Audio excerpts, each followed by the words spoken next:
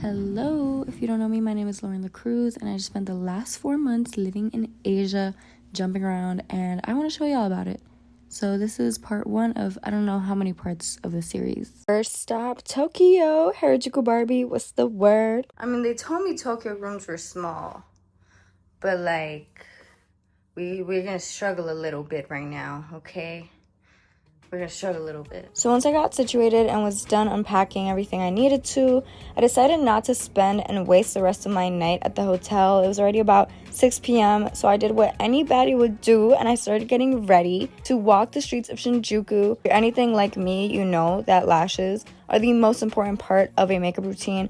Like, I probably spend 5 minutes on face, whatever concealer, but my lashes, like, I will spend 25 minutes on them. Follow me on Instagram, Loren Lacruz, and also if you're interested in watching some of my interviews and my video journalism series, definitely follow Combos on the Low, also on Instagram. I already put where my hotel was, but I'll put more information down at the description. There are just a lot of shops, a lot of restaurants, a good 2 blocks from me, so I decided to check those out.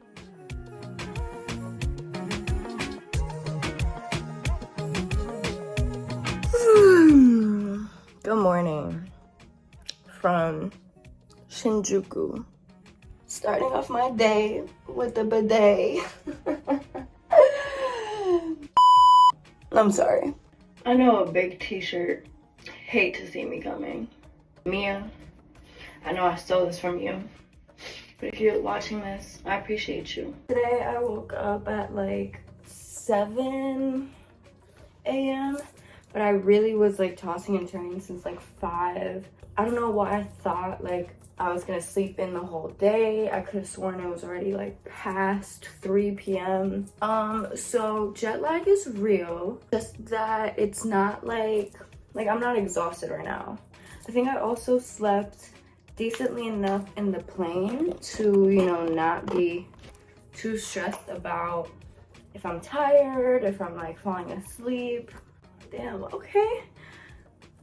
Japanese water is really doing it for my hair, I'm not gonna lie. So the plan for today is to get breakfast first off, because it's actually now 9 a.m. I want to go to a temple that's around here. Then I have a reservation at Shibuya Sky in Shibuya. Shibuya. And then I'm just gonna be walking around Shibuya and Shinjuku. I don't really have space in my bags to buy anything, but I might just window shop, might get me a sneaker or 2. All right, let's go. I just want to say that I don't know anything about makeup brushes. I may do makeup decently well, but I don't want to hear anything about you used the wrong brush, you did this wrong. Like, I know. Anyways, then I jump on the Nishi Shinjuku station, which is right by my hotel, and I know I talk about it later, but the subway system, I just love it. I love it. You put in your card, it scans it for you, pick it up on the other side, and everything was just really clean. I don't know, they were obviously very crowded, as you would expect, but everything was just so utopian about Japan. I still can't get over it, and I want to go back so bad. Okay, first experience on the subway actually wasn't even that bad. Definitely had trouble leaving the station though. I'm here at my breakfast spot. First spot I'm stopping at. I saw this through the TikTok, so let's see how it is. I just want to say that as I'm editing this, I'm so uncomfortable by the finger marks, and I know I should have cleaned them off, so I apologize deeply in advance. Standard Japanese breakfast.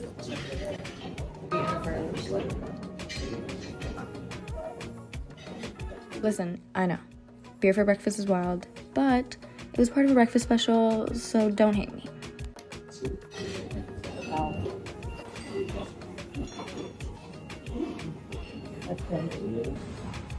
So this breakfast special included rice, miso soup, which I'm putting the rice in, of course, some salmon. I forget what else those plates were, but wow, it was just so good. The salmon was perfect. Everything was just so yummy. And what I liked the most about this restaurant is the fact that it's so contactless, as are most things in Japan. So you just take this QR code and scan it to pay, and you pay in cash at a little kiosk outside. It's so cute. Things I'm noticing about Japan is that people mind their business. Like, no one actually cares that I have my phone up, that I'm talking. To be fair though, if you really think about it, that's like every place ever. It really is just in your head. The whole fear about being seen, talking into your phone, like, no one cares. Okay, second thing I'm noticing, it's hot as a bitch. It's very hot. It's cloudy, so luckily the sun isn't like blazing on me, but I don't look like a glazed donut because my makeup, like, this is sweat. I'm sweating. But look, it's so green around here. I just got off the Kitasendo station. Hopefully I didn't butcher that. And now I'm gonna go into the Meiji Jingu shrine. I feel like I also butchered that. Yo, who do you think lives in here?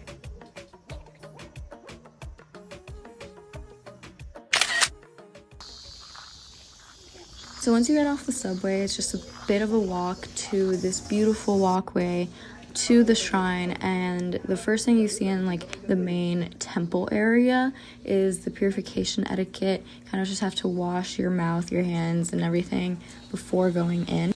Okay, we've made it to the temple.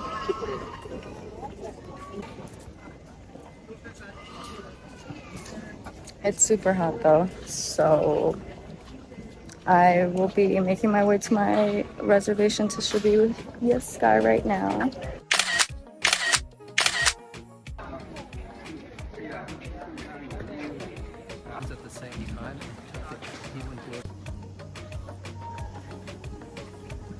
I think you could start seeing my fatigue a little.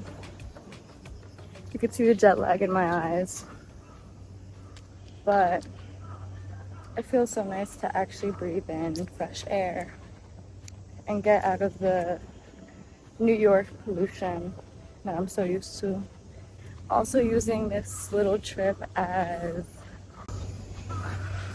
like a challenge to get to vlog all my stuff and like not care about, are they looking at me? Are they thinking that I'm conceited, weird, whatever? Who cares? Bitch, I'm in Japan. We're going to Shibuya Sky now. Walking to the Harajuku station. Okay, admittedly, I was slightly concerned about getting on the metro here and like finding my way around Japan on metro. I mean, girl, sometimes I get lost in New York. But it's been very accessible actually, and I love it here. So once I got to Shibuya, I probably had about an hour or two before my reservation. And as anyone would, I went to the little shops next door. The Shibuya Sky attraction is located either in or on top of that mall. What I also visited in the meantime was the share lounge that is located right on the Shibuya crossing. If I remember correctly, it was maybe 12 to 20 max USD to access the lounge for an alcohol ticket, allowing you to have any snack, any drinks that you want at the lounge. It's almost like apple cider vinegar, but without the vinegar. I mean, it is apple cider. It's not too sweet. They have a dry version. Interested in what that might look like. Mi gente, estamos en Japón. Gente con cojones. My favorite part of it all was being able to have the perfect view of the Shibuya crossing. It's so crazy how many people cross in a matter of seconds, and I personally didn't think I'd be impressed when watching it, but it's actually so crazy. Once it was time for my reservation, I went upstairs to show my ticket, and then we all got on this magic elevator. We were all just breaking our necks trying to look up when we went up.